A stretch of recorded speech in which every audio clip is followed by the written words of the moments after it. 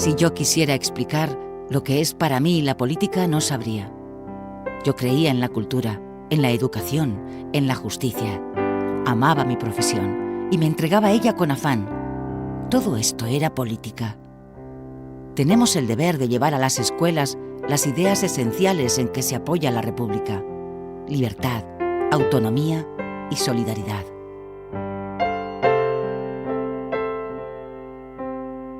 Durante todo el primer tercio del siglo XX van ocupando cada vez más espacios públicos, y uno de los grandes espacios profesionales eran las asociaciones profesionales. Yo creo que muchos de los maestros y maestras que van a FETE no es tanto porque tengan una conciencia política muy fuerte, ni siquiera una conciencia socialista, sino porque quieren cambiar. Inmediatamente después de la proclamación de la Segunda República, cambia de nombre y se va a llamar precisamente Federación Nacional de Trabajadores de la Enseñanza. Y con ese cambio no es que el sindicato pase a ser mayoritario, pero pasa a ser un referente fundamental de lo que va a ser la nueva concepción de la educación.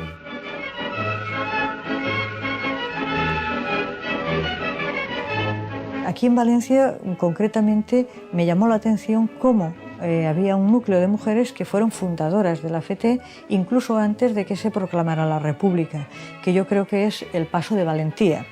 Es decir, cuando ya está instalada la República es mucho más fácil afiliarte a un sindicato que cuando estás saliendo de una dictadura y que no sabes que se va a proclamar la República, porque evidentemente no eres vidente.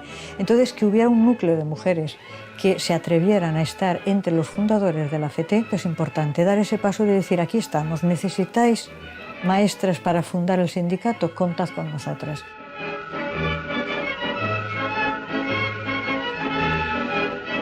Hasta la guerra civil, la mujer no va a tener en el sindicato una importancia decisiva, no numéricamente, pero sí una importancia decisiva. Por tanto, es ahí donde toma conciencia no solo de su papel sectorial en la sociedad, sino de su papel como salvadora de la propia República. Sobre todo en guerra, que es en la época en la que los hombres estaban al frente y las mujeres se hicieron cargo de las escuelas, hay muchísimas reuniones en las que se ven las juntas directivas de FETE, en las cuales hay muchas mujeres. Yo creo que hay dos maneras de luchar: en el frente, con las armas, pero también en la retaguardia, manteniendo las escuelas abiertas, manteniendo escuelas de adultas, trabajando por mantener una cierta normalidad y sobre todo la esperanza de ganar la guerra, que es lo que ellas nunca perdieron. Yo creo que en FETE las mujeres que participan en la directiva llegan justamente en la etapa de la Segunda República y nunca tienen un papel muy significativo, o por lo menos muy visible. Pero sí que en reuniones pedagógicas, ahí está Victoria Zárate, ahí está Elisa López Velasco, ahí está Justa Freire, que no tiene nunca cargo en la directiva, pero que es también de FETE, pero pasan siempre más desapercibidas, aunque tienen unas ideas claras.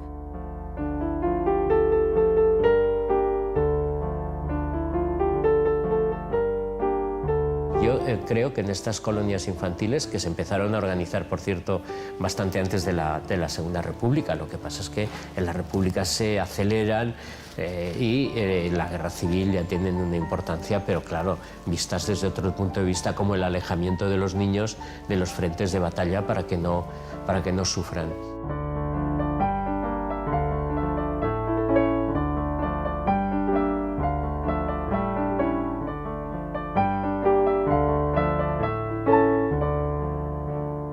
Pero claro, los niños recibían por contra una formación no solo maternal y cercana, sino también de maestras que venían de una formación reciente muy buena. Después, ellas no lo sabían, pero sufrirían las represalias porque cuando se hizo la depuración en el franquismo no era lo mismo ser afiliada a la FETE antes del 36 que después del 36.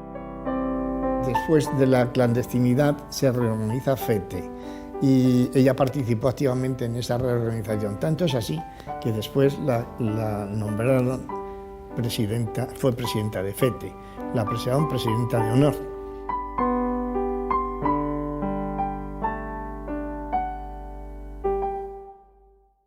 Canto penso que te fuche sombra que m'assombres, oh, pedos meus cabezales, tornas facendome mofa. Cando imagino que sida no mesmo sol te mostras y eres a estrela que brilla y eres o vento que soa. Si cantan esti que cantas, si lloran esti que lloras, y eso murmurio río y esa noite y esa aurora, en todo estarse y es todo para mí y en mí mesma mora.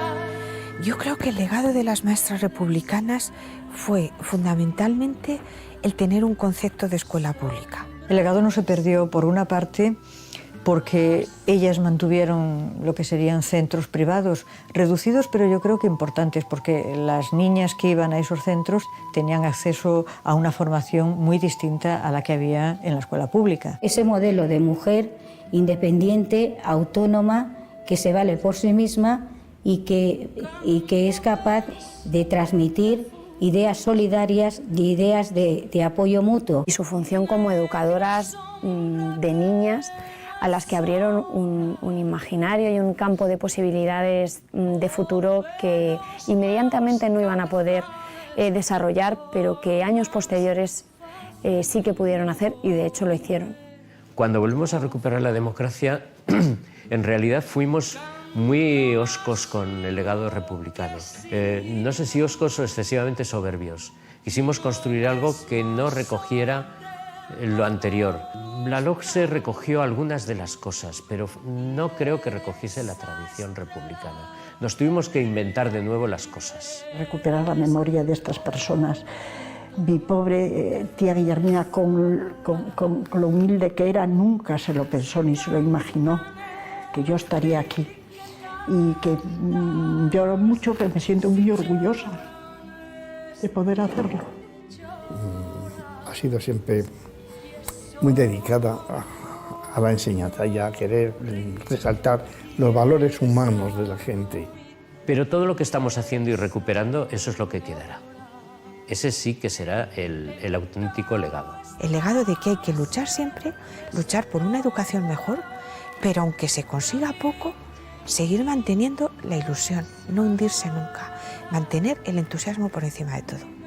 Luchar por una escuela solidaria, yo creo que es el legado mejor que nos han dado las maestras republicanas y el reto que tenemos hoy, ahora y aquí, para continuar, diríamos, teniendo viva su memoria. No es recordar solo lo que hicieron, no es recordar sus personas, sino recordar su obra. Y eso pues, nos obliga a continuar hoy en día luchando por sus ideales.